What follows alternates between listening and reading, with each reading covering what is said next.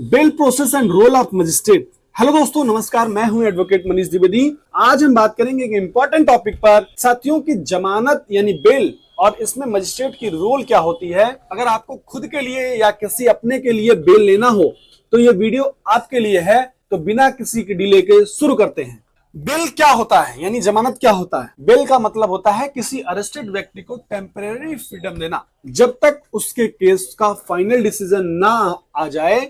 इसका main objective होता है कि एक अक्यूज्ड व्यक्ति अपने ट्रायल के लिए अवेलेबल रहे और जस्टिस प्रोसेस को डिस्टर्ब ना करे। सेकंड स्टेप होता है जमानत के प्रकार, टाइप्स ऑफ बेल्स। जमानत तीन प्रकार की होती है। पहली चीज होती है रेगुलर बेल। ये तब ली जाती है जब एक व्यक्ति को ऑलरेडी अरेस्ट किया जा चुका हो और वो अपने केस के दौरान जेल के बाहर रहना चाहता हो। दूसरा होता है एंटीसिपेटरी बेल। ये एक प्रिवेंटिव बेल है जो तब ली जाती है जब किसी व्यक्ति को लगता है कि उससे अरेस्ट किया जा सकता है। तीसरा होता है इंटरिम बेल।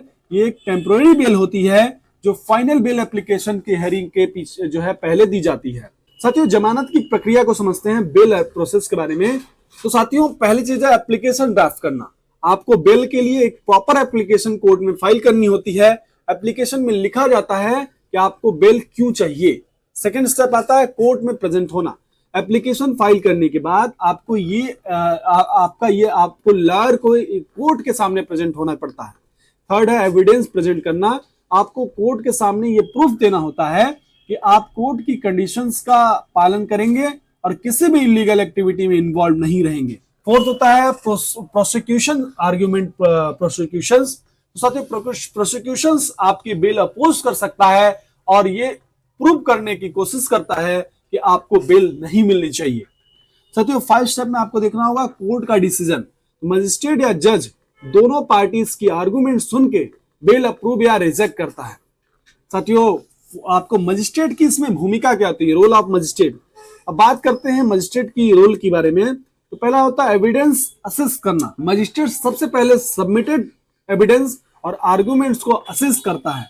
सेकंड स्टेप में देखता है कि कंडीशन ऑफ बेल डिसाइड करना, यानी अगर बेल अप्रूव होती है तो मजिस्ट्रेट बेल के साथ कुछ कंडीशन लगा सकते हैं, जैसे पासपोर्ट डिपॉजिट करना या एक सिक्योरिटी बॉन्ड सबमिट करना या रेगुलर कोर्ट अपीयरेंस होना। इस तरीके के टर्म्स लगाए जा सकते हैं। पब्लिक सेफ्टी को इंश्योर करना जो है ये भी हो सकता है, यानी मजिस्ट्रेट इंश्योर करता है कि बेल से पब्लिक सेफ्टी कंप्रोमाइज ना हो और एक्यूज्ड किसी लीगल एक्टिविटी में इन्वॉल्व ना हो।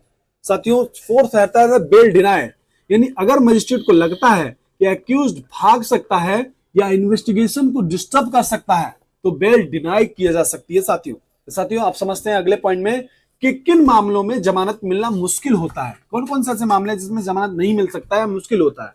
पहला होता है हेनियस क्राइम्स, यानी जैसे मर्डर, रेप या टेररिज्म के केस में बेल लेना मुश्किल हो सकता है। दूसरा होता है रिपीट ऑफेंडर्स, यानी अगर एक्यूज्ड पहले से कन्विक्टेड हो किसी क्राइम में तो बेल नहीं मिल सकता। तीसरा होता है फ्लाइट रिस्क, अगर एक्यूज्ड के भागने के चांस हो तो वो नहीं मिल सकता।